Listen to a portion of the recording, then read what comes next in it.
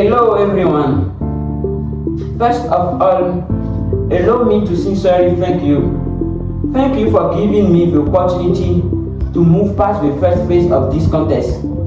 Thank you for believing that my voice deserves to be heard.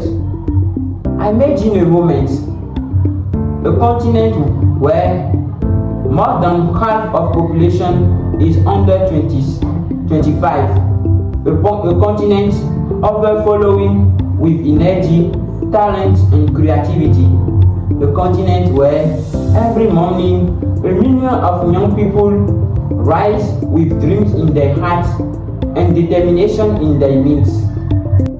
That continent is ours and those people are us. So allow me to ask you a fundamental question, an honest question, a question that I have enclosed in my heart for a long time. Is young still a driving force? My name is Jean-Claude Zaliti. I am a second-year student in energy engineering, specializing in renewable energy and energy system at Institut National Supérieur de Technologie Industrielle of University Lokosa Benin.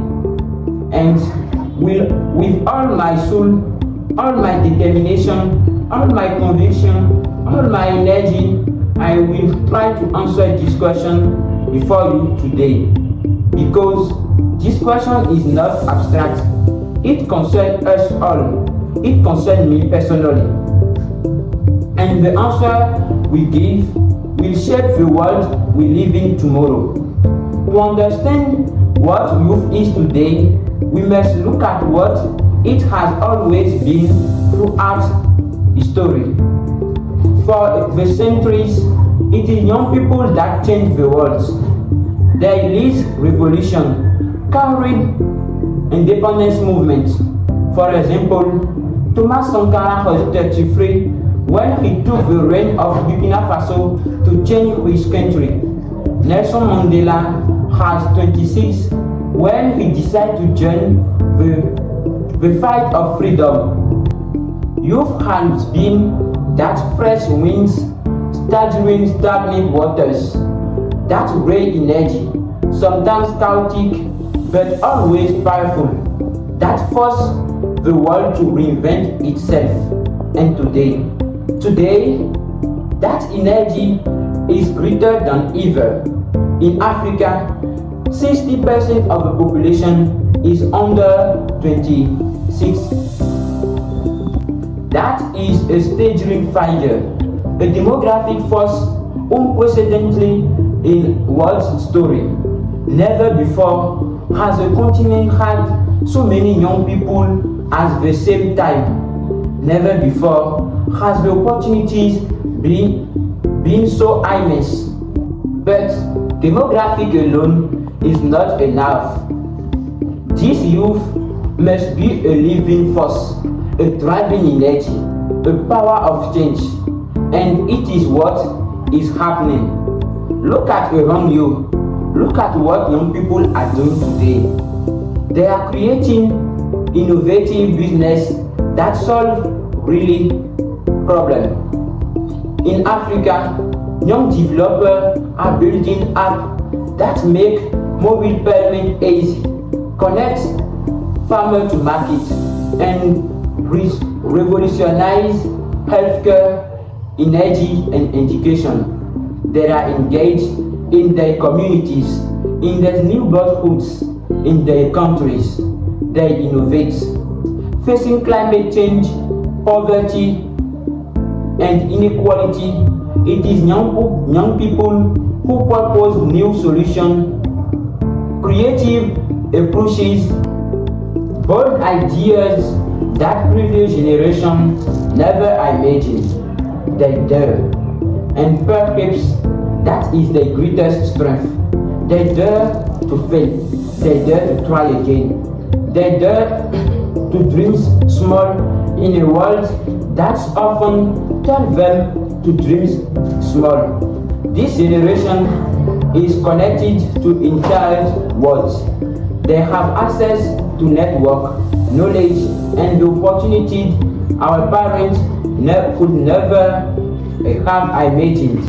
For example, A young person in Cotonou can now collaborate with an entrepreneur in Lagos, learn from a professor in Paris, and sell their creation in New York. Borders have disappeared and youth is taking full advantage. But let's be honest, completely honest. This force is real, but it is threatening, sometimes even suffocates. The first obstacle is employment. A million of young graduates find themselves without job. They invest many years in their studies, working hard, gave everything, and at the end, there is no open door. The second obstacle is exclusion from decision making. How many young people sit in parliament? How many take part in major negotiations that determine their future? Too few, far too few. People speak for them, people decide for them, and really give them a voice. They are told, wait your turn, and the turn never comes. The third obstacle is a lack of trust from instruction. Banks don't trust them the loans. Companies hesitate to give them responsibilities, and education systems don't always prepare them to today's realities. And the fourth obstacle, maybe the most insidious, is inner doubts. This obstacle is real. I am not minimizing them, but they are not insurmountable. So, what must we do? How do we turn this potential into a really want? First, believe on themselves. Youth may stop waiting for another to validate them. 2. Learn relentlessly. The world is changing fast, and those who succeed tomorrow are those who learn today in classroom, online, through mentors, and through experience. 3. Refuse resignation. Whatever happens, whatever obstacle, whatever failure, we must continue.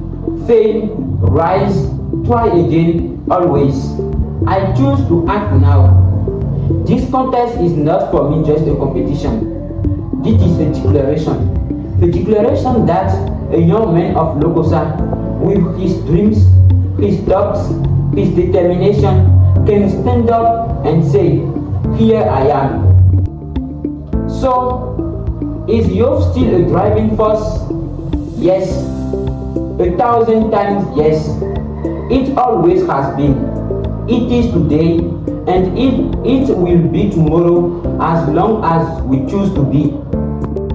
I appear before you today not as someone who has achieved everything, but as someone who has chosen to try, who refused to let the life pass without leaving a mark. This contest means far for me than a competition. It is a declaration. The declaration that a young man of Benin, with his dreams, with his doubts, with his strength, with his weaknesses, can stand before the world and say, here I am ready, and I will build. Because youth is not the future we wait for. Youth is the present we build. Thank you so much for watching and listening. I hope you appreciate my tale and you understand better now about it. See you.